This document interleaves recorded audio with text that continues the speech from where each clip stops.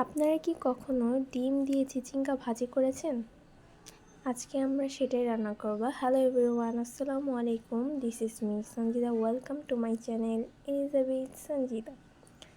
চিচিঙ্গাগুলোকে প্রথমে সিদ্ধ দিয়ে নিয়েছি, আর এখানে লবণ হলুদ পরিমাণ মতো দিয়ে দিচ্ছি।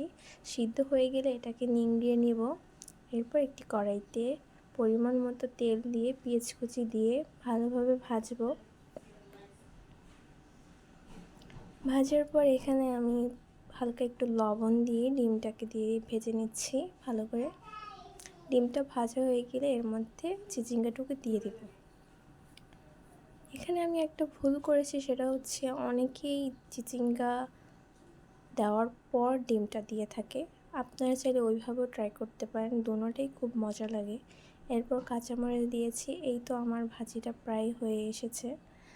আমাদের তো খুবই মজা লাগে। আপনাদের কাছে কেমন লাগে অবশ্যই জানাবেন।